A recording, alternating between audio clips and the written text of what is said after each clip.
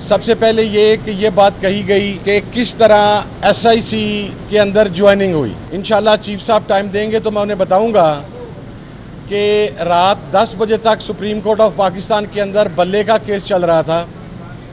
10 बजे के करीब आपने बल्ले का निशान उड़ा दिया। 2 घंटे के अंदर हम एसआईसी के tickets Sindh, Balochistan, KPK, south Punjab, central Punjab, north Punjab तक कैसे पहुंचाते।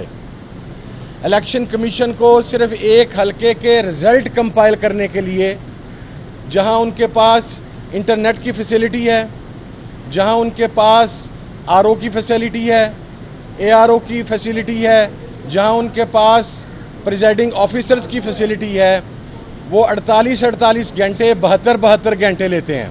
हम 2 घंटे में किस तरीके से एसआईसी के टिकट जमा करवाते। नंबर 2, ये कहा गया कि मैंने एसआईसी की तरफ से इंतखाब नहीं लड़ा। मेरा फॉर्म आज मंगवाया गया है, वो फॉर्म इंशाल्लाह आज खुलेगा। उसके ऊपर आप देखेंगे कि उसके ऊपर लिखा हुआ है मेरे कागजात नामजदगी में मेरे 3 सेट जमा करवाए गए थे। 2 सेट जो मैंने वापस लिए, जो तीसरा सेट मौजूद है उसकी रिसीविंग हमारे पास मौजूद है, जिसमें लिखा गया है सुन्नी इत्तेहाद कौंसिल ब्रैकेट में अलायंस पाकिस्तान तहरीक इंसाफ। मैंने अपने नॉमिनेशन पेपर्स में ये बात क्लैरिफाई कर दी। वहाँ पर रात 10 बजे के बाद पुलिस ने हमारे वकला को आरओ के दफ्तरों में दाखिल नहीं होने दिया। उसके बाद मेरा केस ज़्यादा स्ट्रेंज इसलिए है कि सबसे पहले मुझे बल्लेबाज का इंतखाबी निशान अलॉट कर दिया गया, हालांकि ना मेरा टिकट जमा हुआ ना मैंने अप्लाई किया। फिर उसके 2 घंटे के बाद मुझे शटल कॉक का इंतखाबी निशान अलॉट कर दिया गया। सुबह 4 बजे तक वो शटल कॉक का इंतखाबी निशान रहा। 4 बजे तीसरी मरतबा मेरा इंतखाबी निशान तब्दील करके मीनार कर दिया गया। मैं रूपोश था गुज़श्ता 8 माह से। हमारे पे निगरान हुकूमत ने और पंजाब पुलिस ने और दीगर इदारों ने जो वहशत व बर्बरियत का खेल हमारे साथ खेला जा रहा था, हमारे घरों पर पुलिस खड़ी थी, हमारे ऑफिसेस पर पुलिस खड़ी थी, हमारे कारकुनान घरों से मफरूर थे। मैं खुद 9 माह से को पहाड़ी इलाकों के अंदर पहुंचा हुआ था। अब आप मुझे ये बताएं कि ये मेरा फंडामेंटल राइट ईसीपी ने ख़त्म नहीं किया। अगर मैंने आज़ाद हैसियत में इंतखाब लड़ना होता तो मेरे कागजात नामजदगी पर आज़ाद लिखा होता। मेरे कागजात नामजदगी पर आज़ाद नहीं लिखा गया।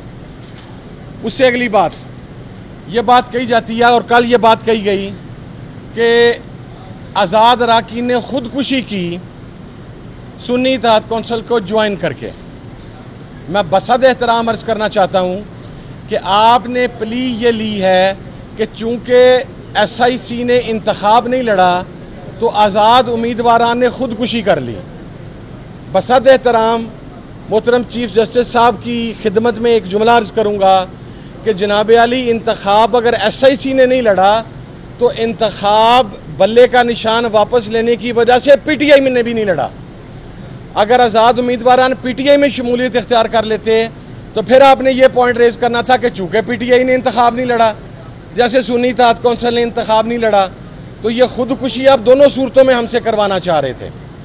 उसके बाद मैं एक और बात वाज़िया कर दूं कि जिस वक़्त ये तमाम मामलात हो रहे थे, मुझे उम्मीद है कि आज हमें चांस दिया जाएगा और हम बतलाएंगे कि हमारे कौन से फंडामेंटल राइट्स जो हैं उनको इग्नोर किया गया, हमारे बेसिक ह्यूमन राइट्स को इग्नोर किया गया, हमारे उम्मीदवारान के कागजात नामजदगी छीने गए, हमारे तजवीज़ और तायीद कुनिंदगान को आरओ के ऑफिस में दाखिल नहीं होने दिया गया। और खुशकिस्मती से अगर हमारी एफर्ट के बाद किसी के कागजात नामजदगी मंजूर हो गए तो फिर एक एक हलके के अंदर अपनी मर्जी के निशानात दे दिए गए। जनाबे वाला, आपने फरमाया कि आज़ाद उम्मीदवार बल्ले का निशान ले लेते। हजूरे वाला, इलेक्शन अवेलेबल सिंबल्स की लिस्ट प्रोवाइड की थी, उसके अंदर बल्ले का निशान मौजूद नहीं था। अब आप ये पूछेंगे इलेक्शन कमीशन से कि वो बल्ले का निशान क्यों मौजूद नहीं था। फिर इसी तरीके से किया कि जो उम्मीदवार कौमी असम्बली का है उसके नीचे सूबाई असम्बली के हलके में 2 या 3 हलकों में मुख्तलिफ निशान अलॉट कर दिए गए। फिर कन्फ्यूजन क्रिएट करने के लिए मेरा निशान मीनार जो है वो मेरे चारों MPs के हलकों के बैलेट पेपर पे भी मौजूद था। फिर मेरे चारों हलकों के MPs के बैलेट पेपर के ऊपर मेरा निशान होने के साथ साथ उन चारों के निशान कौमी में मेरे बैलेट पेपर पर मौजूद थे। तो it was a total mala fide intention कि इलेक्शन को हमसे चुराया जाए, लेकिन कौम ने ढूंढकर वोट इमरान खान के हमायत याफ्ता उम्मीदवारान को देकर उन्हें कामयाब करवाया। हमारा मैंडेट चोरी किया गया। हमने उसके ऊपर रिजर्व सीट्स जो लिस्ट जमा करवाई गई, पंजाब के अंदर हमारी रिजर्व सीट की लिस्ट जमा ही नहीं की गई। उसके अंदर अपील की गई इलेक्शन कमीशन ऑफ पाकिस्तान के अंदर, इलेक्शन कमीशन ने उस अपील को एंटरटेन ही नहीं किया। तो अब आप हमें ये बताएं कि तमाम दरवाजे इंसाफ देने के हमारे ऊपर बंद कर दिए जाएं और फिर हमें ये कहा जाए कि आपने ये नहीं किया, ये नहीं किया, ये नहीं किया। तो हमने तो सारा कुछ कर दिया था। तो मैं आज यहाँ पर बेसिकली इसलिए आया हूँ, कमल बहन भी आ गई हैं, कि हमारा केस मेरिट के ऊपर है और यह बात भी क्लैरिफाई है कि अगर 72 आवर्स, देखिए मैं आपको एक और टेक्निकल बात बताता हूँ, कोई भी रुकने पार्लियामेंट अगर इंडिपेंडेंट जीतता है तो वो पूरे टेन्योर में किसी भी टाइम पे कोई पार्टी ज्वाइन कर सकता है, लेकिन जो फर्स्ट 72 आवर्स में ज्वाइन करने की शर्त है वो इस वजह से है कि जो उम्मीदवार 72 आवर्स में ज्वाइनिंग देगा उसका वोट रिजर्व सीटों के लिए कंसिडर किया जाएगा। जो आफ्टर 72 आवर्स ज्वाइनिंग देगा उसकी ज्वाइनिंग तो हो जाएगी पार्टी की, लेकिन वो उसका वोट रिजर्व सीटों के लिए कंसिडर नहीं किया जाएगा। तो हमारे तो तमाम उम्मीदवारान ने जो वोट जो सर्टिफिकेट हैं इलेक्शन कमीशन में विद इन 72 आवर्स जमा करवा दिए थे, तो उनका वोट जो है वो मखसूस सीटों के लिए शुमार किया जाना ये हमारा बेसिक फंडामेंटल राइट है, अकॉर्डिंग टू द कॉन्स्टिट्यूशन है। इसलिए हम ये डिमांड करते हैं कि ये रिजर्व सीट्स और ये मिनॉरिटी की सीट्स ये हमारा हक है। और एक और बात आखिरी अर्ज कर दूं, बाप पार्टी के 3 उम्मीदवार 2018 में जीतते हैं KPK से।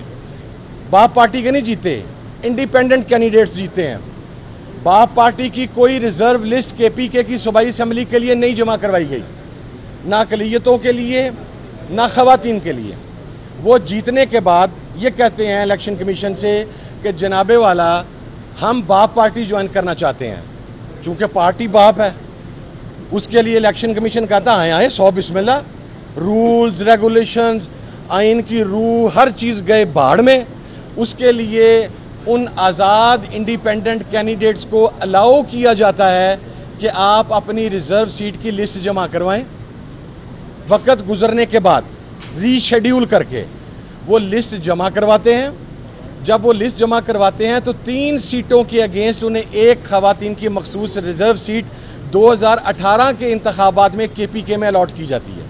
इसी तरीके से पंजाब के अंदर पाकिस्तान तहरीक इंसाफ सूबाई असेंबली के अंदर अपनी माइनॉरिटीज़ की लिस्ट जमा करवाना भूल गई थी 2018 में। वो केस गया डिवीज़न बेंच के पास। उन्होंने ये कहा कि आइन की रूह ये है कि मतनासिब नुमाइंदगी हर पार्टी का हक है।